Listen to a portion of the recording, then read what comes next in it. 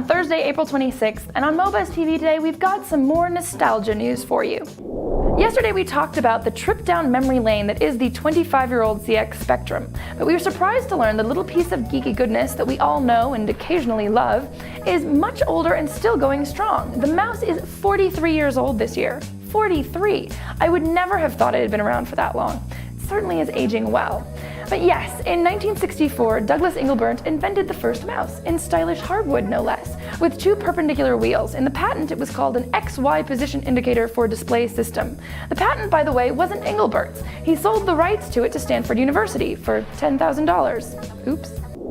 Now, time for some fun with maps. To start with, we'll point you towards this world map of the internet for 2007 at IPlegends.com. The different colored dots represent a certain number of IP addresses each. As you can see, Europe and North America together make up 77.4% of the world's internet assets. After that comes Asia with 14%. Also not surprising is that Antarctica makes up only 0.001% of those assets. What is surprising is that, according to this site, that translates to over 15,000 IP addresses.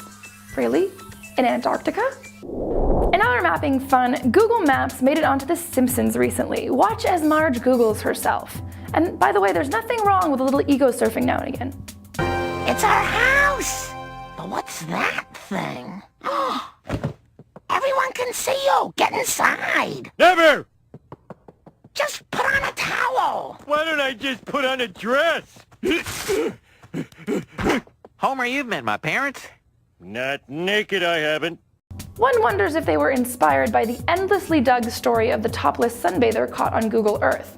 And it's actually not just one sunbather anymore. They've even put together a list of the top 10 naked people on Google Earth over at googlesightseeing.com.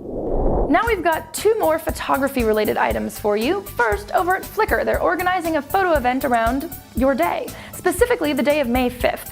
They want users to take photos representative of a typical day in their lives and upload the best one to the 24 Hours of Flickr group so we can all see what one day in the life of the Flickr community is like. The announcement also says that later they'll be coming out with a book featuring a selection of the photos that people contributed. It's a nice idea, and in book form it's definitely been done before, where a team of photographers is sent out in different places around the world to document a day or even a certain hour. But I do kind of like the idea of anything that helps to focus Flickr, which can often just be an overwhelming glut of imagery. In more photo fun, we're not quite in summer yet, but soon enough we'll all be traipsing around faraway lands, cameras in tow, getting annoyed with all the other people traipsing around with their cameras in tow, messing up the beautiful scenery we're trying to enjoy. If this is commonly your plight, you need to know about snapmania.com's tourist remover. Here's what you do. Next time you're enjoying some beautiful building or other thing that people rudely walk in front of, take multiple pictures of it from the desired angle. Then upload them to the tourist remover and SnapMania blends the images together, removing the meddlesome pedestrians. Now I'd really like a billboard and power line remover, because those bug me more than people. Here's something that bugs: losing stuff. Well, misplacing stuff. Keys, the mobile, the remote, MP3 player, Swiss Army knife, whatever. For some of us, anything pocket-sized and useful has a tendency to camouflage itself disturbingly well in any surroundings. So what do you need for all these lost doodads? Another gadget, of course, but a smart one, which is, I suppose, what Smart Finder is supposed to be. This thingamajig comes with 5 colored tags that you can stick on the little things that you tend to misplace. Then you can use the remote to page your other gadgets and make them beep, like you can do with a cordless phone.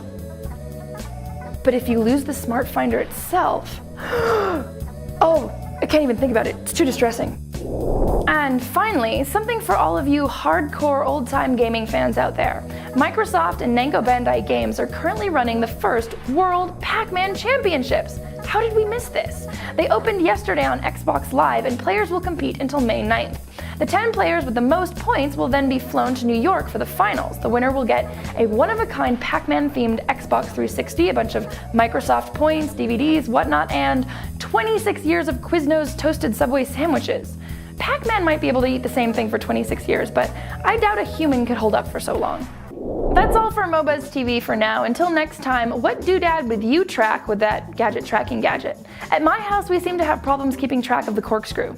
And sometimes the cat.